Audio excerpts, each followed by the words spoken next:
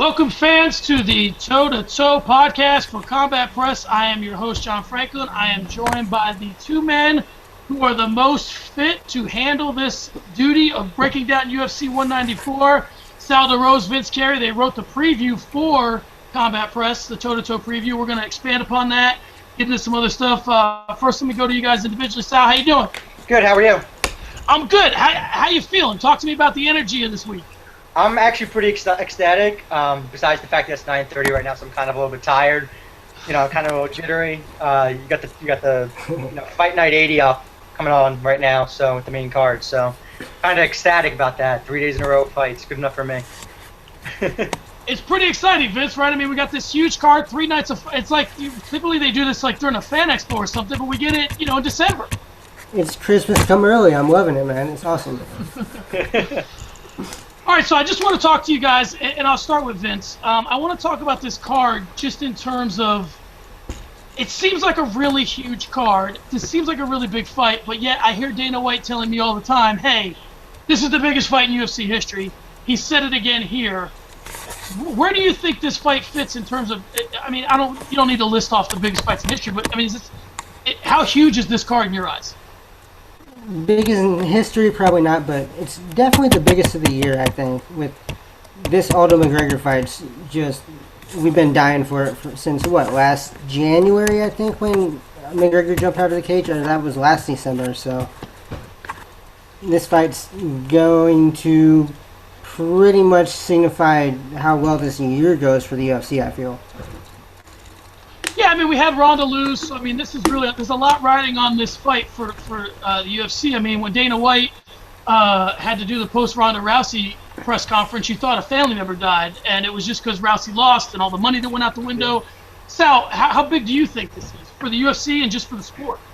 I don't think it's UFC 100 levels. When you had GSP on the card, you had Brock Lesnar headlining the card, and all those good fights, but I think, again, for the year, it's a pretty big card. When all things considered, you have 2 title fights on the card. You got, the biggest rivalry pretty much of the year that's been brewing for like a year, right? A year and a half between McGregor and Aldo, and you have all the back and forth between them. You have Embedded. You see Embedded going on Fox now. I think that pretty much shows you how big of a card this is. That the Embedded series alone is on cable TV, on Fox. It's on slot on Fox. So I think that alone tells you how big this card is, and yeah, I'm actually really excited. It's gonna. I mean, again, it's even outside of the main event. You got Faber, you got Weidman, Rockhold, you got Souza. You got a lot of guys, the heavy hitters that are going to be contending for titles this year, or early next year. I agree, and the interesting thing for me about all this is that I want to start outside the cage. So we'll start obviously with Aldo McGregor. I want to start with some outside the cage stuff. Chael Sonnen did an interview recently, and I talked to Chael a couple times. Super bright guy, obviously. Obviously, Conor McGregor is the taking the mantle from Chael as the promoter of fights. He said neither one of these guys want to win, which I thought was interesting. He also said that Aldo's talking about retirement. McGregor's talking about going to 155. So, right. Do you see any of that, Vince? Do you see that these guys don't want to win, or do you think Chael's off base?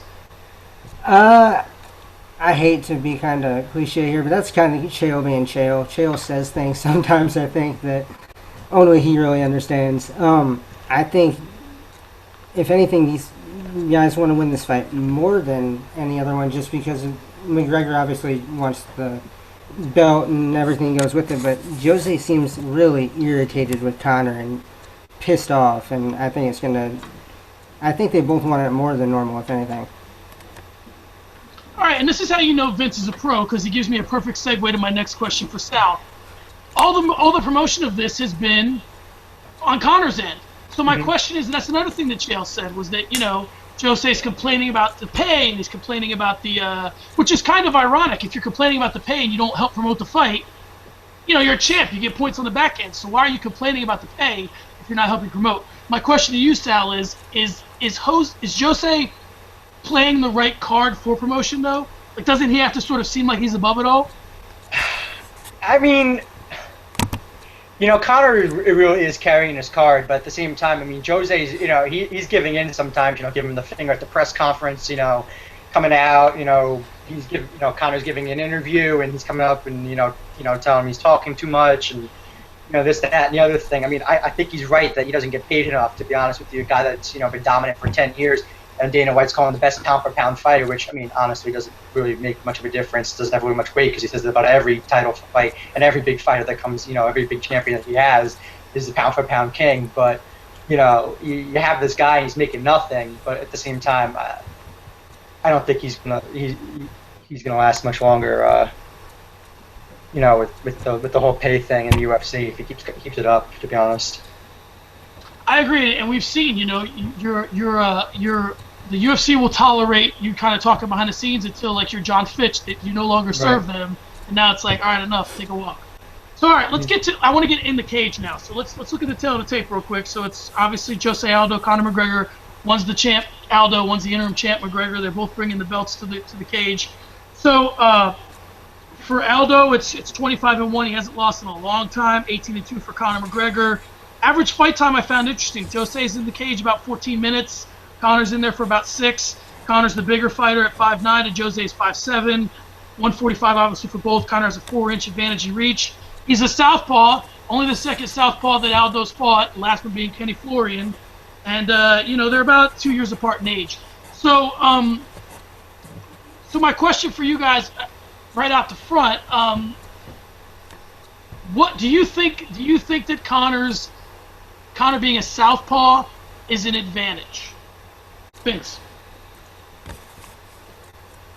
Yes and no. I do, because it's different, and anytime you can throw anything a little bit different at Aldo, it's going to help. But that lead leg is going to be out.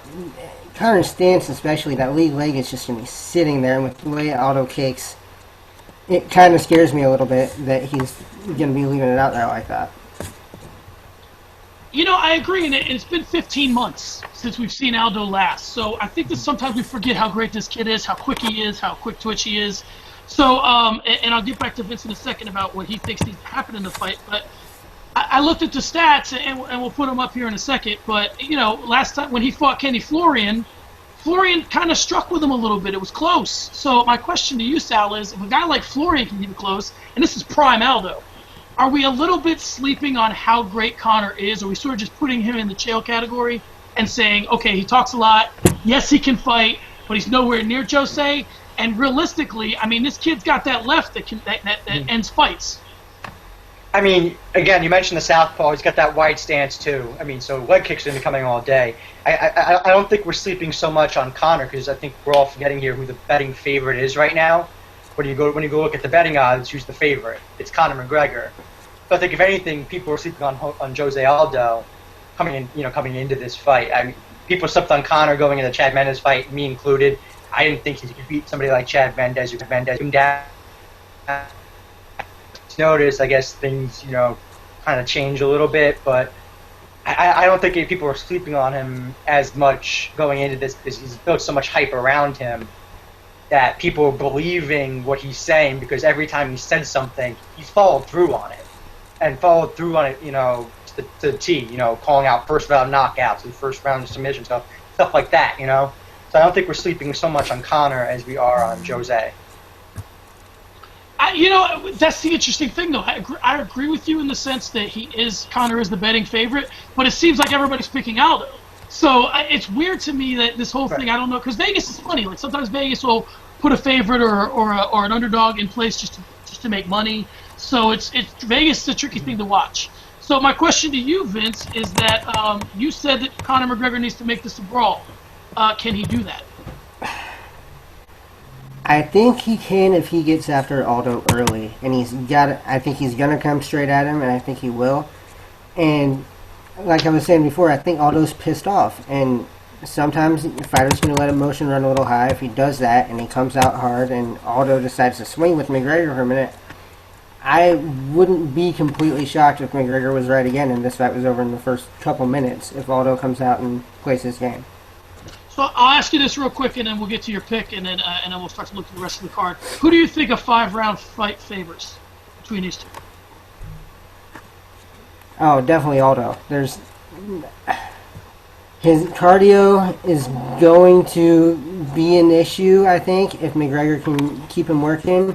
But we've seen Aldo beat really good Uriah Faber and Frankie Edgar and all these guys in 5-round fights that have done 5-round fights. So until I see it from Conor, I have a hard time picking him. You're right. That's the tricky part. We know that Aldo fades. I mean, that's the scouting report on him. But then again, Conor's never even been that far. So give me your pick. I mean, I think we've kind of already foreshadowed it a little bit. But give me your pick and how you see the fight playing out, Vince. I'm taking Aldo, and I actually think we might end up seeing that decision that Conor's been so adamant that we weren't going to see. I don't know if he's going to win every round. I think McGregor might be able to come on and take a round or two, but I'd say Aldo wins 3 or 4 rounds and retains pretty cleanly. All right, sounds good. So I'll spin it over to you, Sal. Same question. I want to know again who you think a 5-round fight favors, and then your pick and why. Well, it depends on how Aldo comes in after the weight cut. I mean, there's, like I said in the article, there's well-documented evidence that he has, he struggles with weight cuts. So I think, if he comes in with a good weight cut, comes in, nice and clean, I think it favors him. But at the same time, I could see McGregor easily, keeping up and outpacing him, 4th or 5th round. So are you thinking, and just to kind of put a period on this thing, guys, do you think that this is setting up for a UFC 200 rematch? I mean, the timetable's there. Is that what you think, win or lose? I mean, do you think, let me ask it in a better way. If Jose Aldo wins, will he grant Conor McGregor a rematch, Vince? If Jose Aldo wins, I think he's going to 155. I think he's done everything he needs to do if he beats McGregor, especially if he beats him I don't want to say easily, but as easily as I think he will. I don't know how much there is for him to do. And and I'll ask Vince the same question, but that's an interesting point because I've said, and this is a completely separate topic, but I've always said about John Jones is the best way that you could stick it to Daniel Cormier is go up to heavyweight and beat Cain Velasquez and never even say, you know what, dude, I don't want a belt. That belt's dirty. I'm never going to walk to a cage in which you hold a belt that I beat you in a fight against. And I think that Jose has a chance to do that here, too. If he goes to 55, he leaves Conor with basically a dirty division and says, go win a belt that you couldn't get from me. And now I'm also going to take 55 away from you. So, Sal, do you see that? That's actually a very, very good look at it, and like a supervillain-esque MMA fighter version of what could possibly happen. I think John Jones could be that supervillain. I mean, he's gone heel before, but I think Jose does go to 155. I don't think it's after this fight, per se. I think if Dana White wants him to fight at UFC 200, he's going to fight at UFC 200 against Conor McGregor in a rematch if it's that close. I mean, you're already seeing it with Ronda Rousey that he's making Holly Holm now wait for Ronda Rousey to come back, and that might be a UFC 200 fight. So I think he's going to do the same thing with Jose. If Conor McGregor doesn't win this fight, but it's close, he's going to make that rematch in UFC 200 and say, well, look, guys, Conor McGregor was close. He almost beat Jose, the pound-for-pound best in the world, 10 years undefeated. He deserves a rematch. And, all you're going to see in his eyes is those little dollar signs popping up. So I'm sure he'll make a rematch happen. He's not going to let Jose walk away that easy. That's true. I mean, as soon as Ronda Rousey lost, I immediately was off for the Holly Holm fight with Miesha Tate. The only reason why is because it makes Miesha relevant in the division again. But I completely understand. The one thing that I've kind of gained in covering some of these fights that I have is you start to look at things from a promoter's perspective. And it's there's just, you're right, it's too much money to be made for him not to incentivize Jose Aldo to fight Conor again. Even if it's not, I mean, how close was really the Ronda fight with Miesha? I mean, there's money to be made, so it'll be made. Right. All right, let's move on to the co-main event. It's Chris Weidman, the 185-pound champion, taking on Luke Rockhold, former Strikeforce 185-pound champion. This has been a much-anticipated fight. They have a couple of common opponents. So I want to talk again with this fight. We'll start outside the cage. So for me, what I think is interesting about this is that we'll start first with Luke Rockhold, and I want to ask this question in 2 parts, Sal. The first part is Luke Rockhold has said that Chris Weidman is a flavorless champion, and so my addendum to that, or what I'm going to add to that, is that Chris Weidman basically is a modern-day Randy Couture, and I don't understand why we don't embrace him in the same way that we embrace Randy Couture. So my two questions to you are, one, do you think Chris Weidman is a flavorless champion? And why don't we embrace him? Why does he have to go on this join the team campaign? The big reason why is Anderson Silva. You know, he beat the guy that was pound for pound the best in the world for so long, that so many people love to watch, that so many people love to hate, and he beat him, and he beat him convincingly, not just once, he beat him twice. And I'm a big Anderson Silva supporter. You know, he's been like my favorite fighter this entire time, you know, my entire time watching him, and Anderson Silva's been my favorite. So I can understand, you know, not liking the guy that beat him, but at the same time, you have to embrace it. I mean, he beat the guy, and to be the best, you have to beat the best, correct? So would it be beating Anderson Silva make you that, like, super champion? And it really hasn't yet. I don't understand why people still pick against him. I think this fight's very close between the two. I think it's razor thin. I think it's probably the closest fight you could probably make in any division.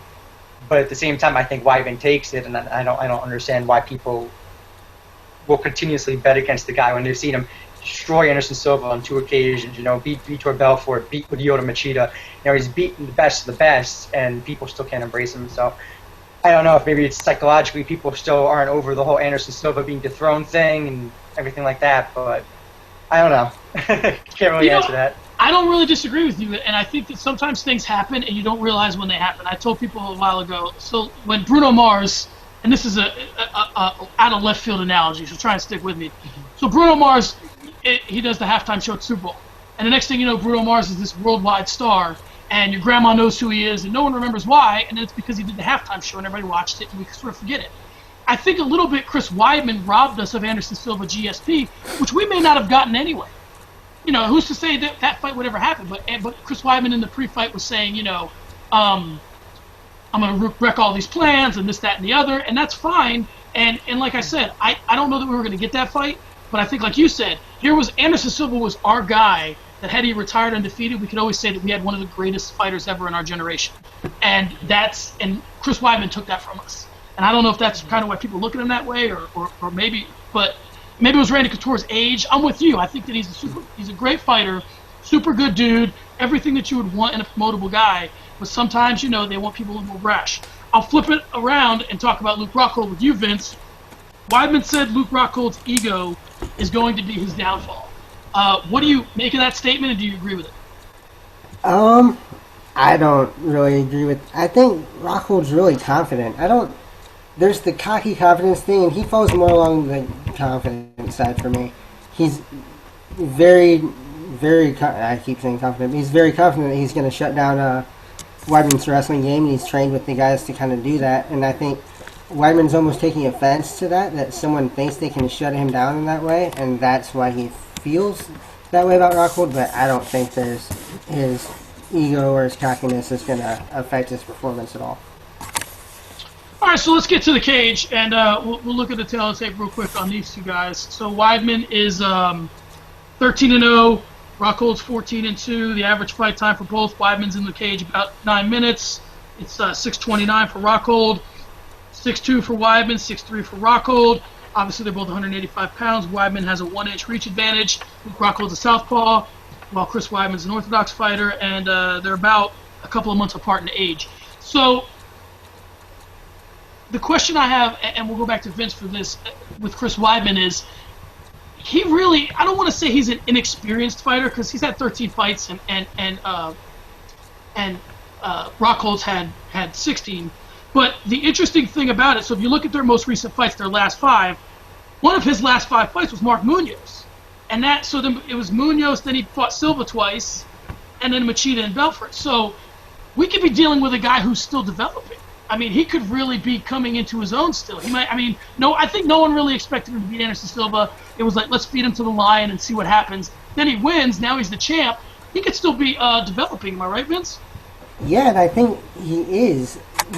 He's still relatively young, and you see him getting better. His striking actually looked pretty dang good against Vitor Belfort, and then he just walked through him, and that's one of the guys that should have been scariest for him, one of the guys that should have been able to make him be worried about the knockout, and Weidman didn't seem really all that concerned about that at all. And he's kind of been like that for every portion of this game. Every fight, he does seem to get better and better, and that's what I think is so good about this, is Rockhold is maybe the one guy in the division that might be well-rounded enough to hang with Weidman tick for tack. I agree, and so we'll talk about Luke Rockhold, Sal. What I find interesting about Luke Rockhold is people seem to think that Luke Rockhold is bringing something to the table that Chris Weidman's never seen. He's versatile. He's got, just choked out Lyoto Machida. Here's the interesting thing that I find about this fight. Everybody is talking about how much better Luke Rockhold looked against Machida than Weidman did, but yet no one's talking about how much better Weidman looked against Belfort because Luke Rockhold lost to him. Now, there is the issue of what was in Vitor Belfort's system when that fight took place, but for me, it's like saying, okay, yeah, he was hopped up on something, but you still got hit with a head kick that you would have got hit with, maybe if he was on something, maybe if he wasn't, who knows.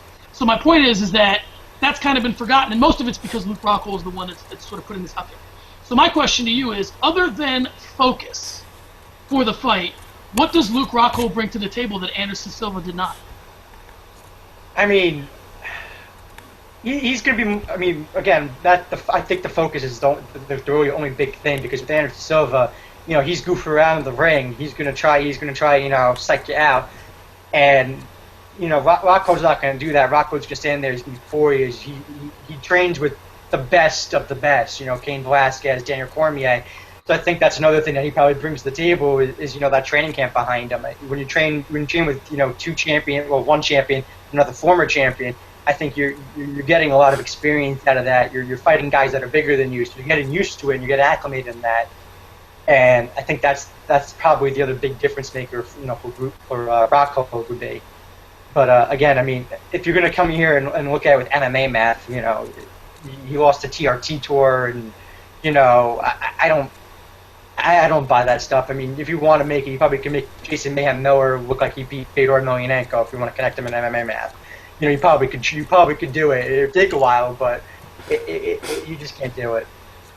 It's funny, I actually love and hate MMA math. Here's why I love it. Because if you look hard enough on the internet, you can find this thing where it says who the lineal champion is of each division. So this guy beat that guy, so realistically, Cerrone's the lineal champion of the 55, whatever it is. That's what fascinates me about MMA math, because you end up with, like, Clay Guida being the champ at 155 or something, because he beat, Anthony Pettis. But, so I'm going to keep it here with you. So I want to talk again. Let's talk about the championship rounds. If this fight goes 5, who do you favor in that type of fight? And then go ahead and give me your pick and why. I can't favor either one of them. I think they're both equal in that. I mean, they're both coming from great camps. Sarah Longa, I mean, he's got great coaching, and Rockhold's got AKA. So I think at the end of the day, they're both going to be very well prepared. I think if I had to pick one, it's probably going to be Chris Weidman. He's fought better opponents in 5-round fights.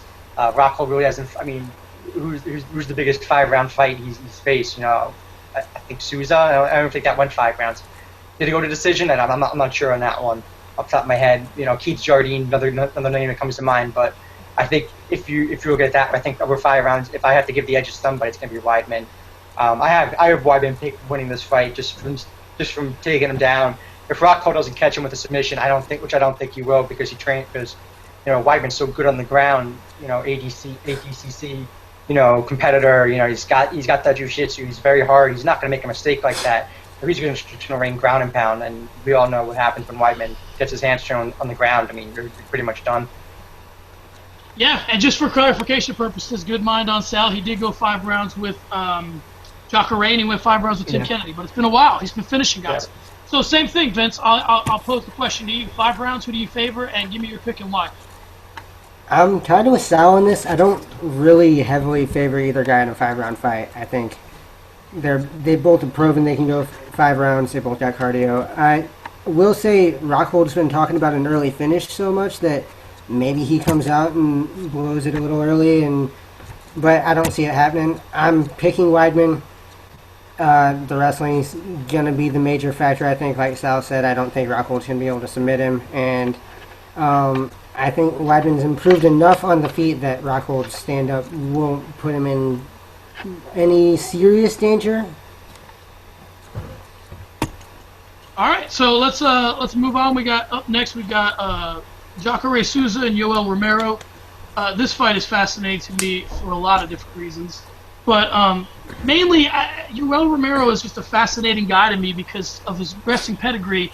And you know, if you watch MMA enough, you know that what you do as far as a wrestler and then wrestling and MMA, they don't always equal out. But Romero, he's one of these guys, much like Johnny Hendricks, that likes to use the wrestling to sort of keep the fight on the feet and knock guys out. I don't know if that's like a sort of a lazy mindset in the sense that it's more impressive and dynamic to knock guys out. But you know, GSP wasn't even a wrestler by nature, and he grinded people out. So I'll start with Sal, and I want to talk about the wrestling. Like we said, Romero doesn't wrestle like we expect him to. Do you think that he's going to try and use the wrestling to keep it on the feet? Oh man, I don't think you should bring the fight to the ground at all. I mean, just you know how good Souza's jiu-jitsu is, especially off his bag. I mean, this guy's got submissions for days, and so I think if Romero does use that wrestling, it's going to be tough. Wrestlers, sometimes they make mistakes when they go for a takedown. They leave themselves open a little bit. Something very, very small that dumb minds like us, who aren't, world champions in grappling would pick up on instantly. So I think if he does use that wrestling, he's got to be very, very careful. So I think he's got to work that striking. If he wants to use the wrestling, sure, but it can't be long because he's just going to be playing into Souza's game. I agree, and so I'll pose the question to you, Vince. Do you think that Jacare can get this fight to the ground? I think he can, but honestly, I don't know if he's going to have to. Like you said, Romero likes to use his striking to stay, or his wrestling to stay on his feet, but I think if he gets Jacare in a clinch position or something like that and starts throwing him around, I wouldn't be surprised if he almost stupidly takes him to the ground, and then once he gets there, he's in for a lot of trouble if he can't get it back up. And I think his fight IQ's been a little sketchy at points, and it might end up hurting him. That's true, and we'll take a real quick look at the tail of the tape. So it's Jacare Souza, like we said, Yoel Romero, Yoel Soldier of God Romero. So 22-3 and 0 for Jacare. Guys been fighting forever. 10-1 for Yoel Romero. Average fight time, Romero spending a little bit more time in the cage at 10:34 than Jacare Souza at 8:57. 6'1 for Jacare, 6 foot flat for Yoel Romero. Obviously both 185 pounds. Romero's got a little bit of an edge, 73-72 in the reach. Romero's a southpaw, while Jacare's an orthodox fighter. There's about 2 years of difference in age, with Romero being the older fighter. So we'll bring it back to Vince. Vince, who do you got in this one, and tell me how you think it's going to go down?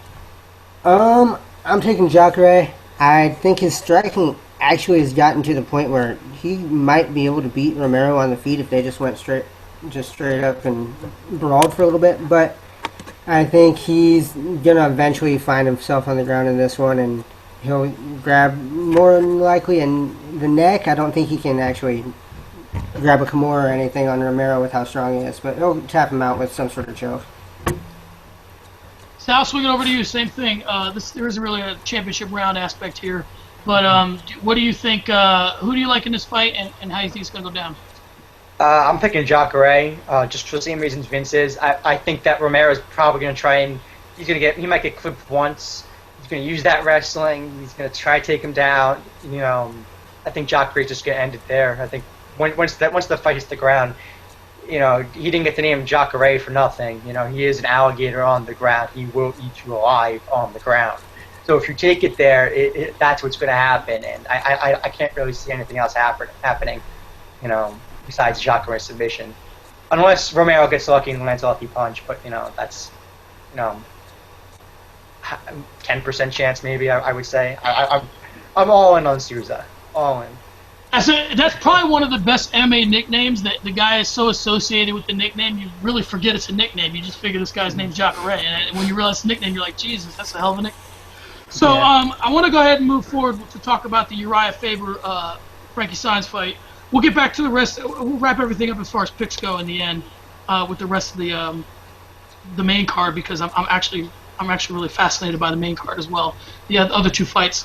But I want to get to Frankie Saenz and Uriah Faber. I want to throw this out to Sal first. Sal, is Uriah Faber here because Jose Aldo, I keep calling him Jose, but Jose Aldo, it's interchangeable, right? I'm fine. So he because he's been known to pull out of fights. And you know what? Hold on. I want to do a quick diversion here and talk about this. I'm going to ask you guys both this, and then we'll get to Uriah Faber. But both of you guys, real quick hitters.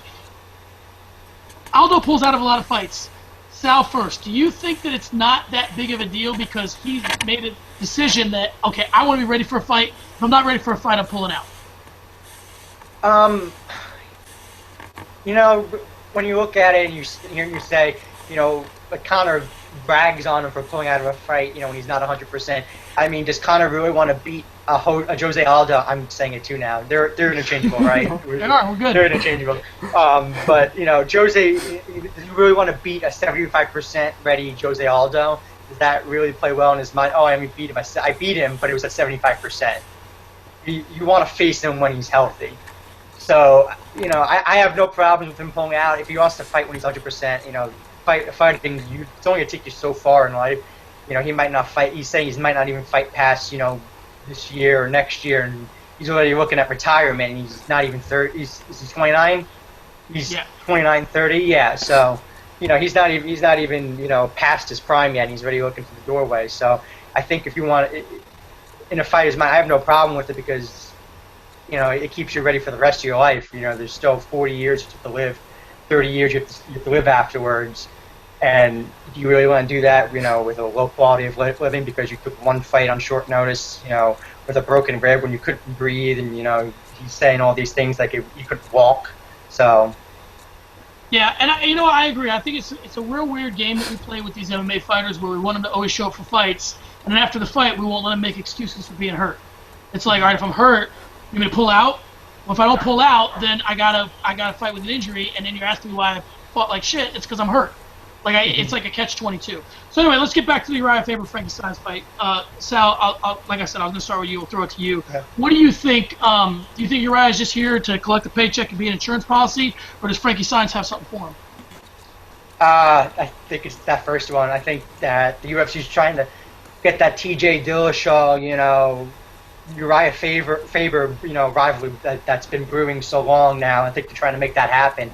I think if Dillashaw gets past Dominic Cruz, I mean, even if Dominic Cruz were to get past Dillashaw, you have that, you know, finally, I think it's the third fight between the two, you know, Cruz and Faber. So you have these two rivalries coming together, and who else in that bantamweight division is really going to be a title contender right now? Because, you know, Sun Sal's on, you know, he's injured. They have Renan Barão, who's the number 2 ranked guy. You know, he just lost to Dillashaw, and you have Cruz, who's already slated to fight Dillashaw. So who's coming in afterwards? You know, after this title fight, it's going to be Faber. I mean, Aljamain Sterling won tonight. You know, he beat Johnny Eduardo, but I think he needs one more fight at least to even take on the champion, considered a title challenger. So I think Faber's, you know, he's collecting a paycheck. He's also collecting that title challenger. That, I mean, as much as we all probably hated to hear, you know, Uriah Faber yet again fighting for a title, for a UFC title, and everybody hates hearing it. He's beating people, and he deserves the title, because who else more in that division deserves it right now? So I think that's pretty much what it is. It's a paycheck and it's a title shot. Yeah, and it could be a situation where, and I'll throw this to you, Vince, and give your thoughts on it, where they're just serving up signs for somebody for Uriah Faber to look good crushing, and then it hypes up the Dillashaw fight. Am I pretty close to the center of the dartboard on that, Vince? Yeah, I think that's pretty much the situation here. Faber shouldn't really have any problems on Saturday, I don't think, and it is just to set up the TJ fight or possibly the Cruz fight. And that's honestly the way they probably should have played it. I think I remember hearing something about Faber was trying to get a fight with Brian Caraway for this card or something like that, but honestly, if you can give him somebody that he can run through, it's not a bad idea at this point with the way Bantamweight's looking. All right, both the guys are picking Uriah Faber. Obviously, I mean, you can tell by their comments that's who they want to see get the winner. Vince, we'll go back to you because it gives us a chance to go back to the main card. You got the sleeper of this fight being Damian Maia and Gunnar Nelson. Sometimes I think that the best fights are when two guys think that they can knock a guy out and the other guy can't knock them out. Much like Jose Aldo and Conor McGregor, both thinks that, you know, they have a chin that's better than the other and they got hands that are better than the other. So my question is, do you think that's what Damian Maia and Gunnar Nelson think? That that each is better than the other on the ground, and let's figure it out? I hope so, because if not, I think my sleeper fight pick might end up literally being the sleeper fight, and everybody's going to take a nap. If these guys go to the ground, I'm really excited to see how it goes. Maya's obviously world class, but Gunner's proven that. I think he has close to 75% of his wins by submission or something crazy like that. So, I mean, both of these guys can go, and if they go and actually grapple the way that we kind of see, I almost want to see a grappling tournament match. I know it's probable with the punches and whatnot, but if we can see a straight jiu-jitsu match on Saturday, I'm going to be ecstatic, and I think people are actually really going to enjoy it. Again, he's a pro. He segues me right to where I need to go. Sal, my question for you is, are we looking at a Metamoris fight here, or are we looking at some guys that, sometimes when the similar skills are a wash, two guys are like, I respect you as a jiu-jitsu player, you respect me, let's stand up and bang it out. Are we looking at that, or are we looking at, these guys really hitting the ground? I think Nelson's going to be a little bit too, I don't want to say proud, but, he comes from that McGregor camp, and he's friends with McGregor and everything like that, so I think he's going to have that little brashness to him. He's going to try and beat Maia at his own game. I think he has the better striking. Just in my mind, I think Gunnar Nelson's a better striker than Damian Maia. So I think at some point it's going to be a wash. I don't think either guy's going to take it to the ground. I think they're both going to stand and trade. So I think that favors Gunnar. I know Vince picked Maia. I'm being different. I think I'm going to be right yet again over Vince. I don't know what our yearly record is yet, but I'm pretty sure he's only being by a few at this point. I have to go back to the Excel spreadsheet that we have going on. But I think Gunnar Nelson's going to take it. I'm putting my money on him. You better not let me down. There's a lot at stake here. I have to be better than Vince, so I'm going to go Gunnar Nelson. All right, sounds good. Like Sal alluded to, the boys are split on that one. It's Nelson for Sal and Damian Maia for Vince. All right, let's move on to Sal, your sleeper pick. You have Tisha Torres and Jocelyn Leibarger. So what about this appeals to? I mean, this is a loaded card, and you picked a real sleeper. So what did you see in this? Well, one, it's a women's fight. So when we do these cards, not many people pick the women's fight, to be honest with you. So I like to spread the love a little bit.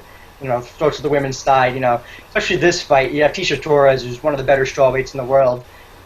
She's facing, a debuting fighter, and it could be a title shot eliminator for her. She could be putting herself in a position with a big enough win. I think there's, a couple people ahead of her, but if she comes in there, we're talking 8-second knockout. She just wrecks her in the first go around. I think she can get that title shot. So I think when you look at the implications of this fight, they really set up this division. I don't like to pick main card fights because what's the fun in picking a main card fight? No offense to Vince here. No offense. It's easy to pick the main card. It's easy to pick the main card fights. Everybody wants to see the pay-per-view fights.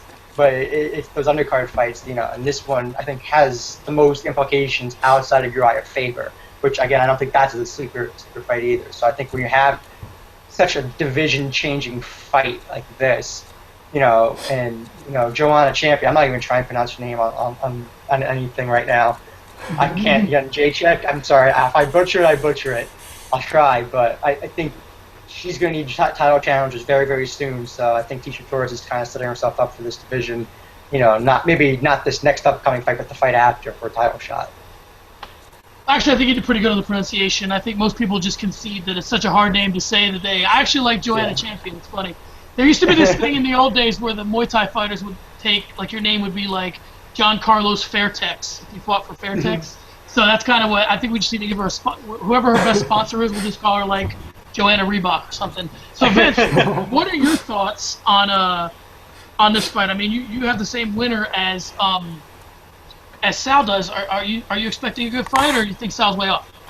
I don't know if I'm expecting a bad fight. I expect Torres to win pretty handily, but I think Sal almost does too. It's more of a showcase fight for Torres, and that's probably a good thing with the way that I'm going to do it too. You get Jacek's kind of contenders are playing out here. There's Gedhela, and then there's the winner of tonight's main event, and then there's not much else outside of Torres. So This should give her a nice little boost and put her maybe in a position to be in a number one contenders fight. All right, sounds good. So what we're going to do now is we're going to go ahead and run down the entire picks for the boys, and we'll touch on real quick just the ones that they disagreed on, and then we'll go from there. So again, top of the list, both picking Aldo, both picking Weidman, pretty much linked up throughout the entire main card. Both picking Jacare, they're split on Nelson and Maia, with Sal picking Nelson, Vince picking Damian Maia, both picking Max Holloway. As far as prelims go, they both have Faber, they both have Tisha Torres, both have Colby Covington, both have Kevin Lee. Prelim fight cards, they're split. Sal has Joe Proctor, and Vince has Magomed Musbeh. Split again on John McDessie and Yancy Medeiros, which is surprising to me to be a fight pass fight, but that's neither here nor there. So Sal has McDessie, and Vince has Medeiros. And then again, they both picked Court McGee. So Vince, I'll throw this to you. Of those fights, we haven't got a chance to talk about Max Holloway fight. We haven't got a chance to talk about some other ones. What's the fight that you sort of have a little bit that's got kind of got your eye on, other than the ones we talked about so far? I really like the Colby Covington-Warley Alves fight. Alves has looked pretty good since that whole, I think it was the Ultimate Fighter Brazil 2. He has a nice little win over Alan Joban, and I think he's got a lot of potential, but Covington he's obviously got the John Jones roommate stigma with him, which has kind of helped him get a little bit of a star, but he's been really good in his couple of wins, and I think he might end up being a future maybe not a contender, but a top 10 type guy if he can step things up and look good this weekend especially. All right, Sal, so I'll throw this to you, and this is a podcasting/radio trick, just so you know. I'll ask you specifically about Max Holloway and Jeremy Stephens, since we didn't get to talk about it. So what do you think about that fight? You guys, again, are both seeing it for Max Holloway. This kid is quietly becoming, he dropped one to Conor McGregor, but he's young. He's quietly becoming, a kid maybe 5 years from now that is like a top 5, top 2 guy in this division. What do you see in that fight? They're going to bang it out, right? I completely agree. I don't think 5 years for Max Holloway. I think a couple years. I mean, you're talking about a kid. I'm pretty sure his debut fight was a short notice fight against Dustin Poirier, if I'm not mistaken. So, this guy, his losses come against some of the better fighters in the division, and he's quietly put together a win streak. And when you look at it, his skill set, he's got good grappling, he's got good striking. So, he's just got everything, and he's only going to get better. I know he's in his early 20s. I think he might be younger than I am, but, I just think that he has so much potential, and I think that if this fight hits the ground, he's got an advantage because he can out-grapple Stephens. If it stands on the ground, on the feet, I think he can outstrike Stephens. I think Stephens, is going to rely on that knockout power, rely on that chin if it stays on the feet. So I think, you have a really good fight here. I think Stephens could win it. But I just think that, Holloway, he's got so much potential. And just watching his previous fights, I think he's just getting better and better and better. And he's improving leaps and bounds between fights. That I think that you're saying 5 years, I could see him easily, next year, 2 years from now, being top 3, possibly contending for a title. Yeah, and the funny thing about a guy like Holloway that nobody really talks about is this kid's been through wars. They put him in with everybody that you would want him to fight. Just looking down the list. He's fought, before he got in the UFC, it was Eddie Rincon. He's a veteran. He fought Dustin Poirier, fought Leonard Garcia, fought Dennis Bermudez, fought Conor McGregor, fought Andre Fili, Cub Swanson, Charles Oliveira, now Jeremy Stephens. It's not that he's fought guys with names, because he has. Those guys obviously have names. The point is, every single one of those guys goes to the cage looking to give somebody a war. So it's like, you're a young kid. It's looking like Holloway is going to be 24 years old when he hits the cage. So 24 years old, you fought every, 145-pound banger they could find to throw at you. Yeah. So, that's an old 24 as far as experience, as far as what you can take. So, all right, up next we're going to do a segment that I'm going to resurrect from my old podcasting days, which is Finish Strong. I'm going to give each of the boys a chance to just sort of rant, in particular on UFC 194, their thoughts, their feelings, just to let it all out. And by luck of the draw, Vince goes first. Sweet. All right. I am 100% on board with this whole Conor McGregor, I'm going to be a maniac thing, and I'm going to say it out loud right now. I don't think he's going to win. I want him to win. And I don't usually pick sides. I don't have favorite fighters, anything like that. I think it's good for the UFC. It's good for the sport. Conor McGregor can somehow find a way to end this Aldo streak this year or this weekend. And really, if he does, I think we're looking at a really fun next 6 to 12 months in MMA period.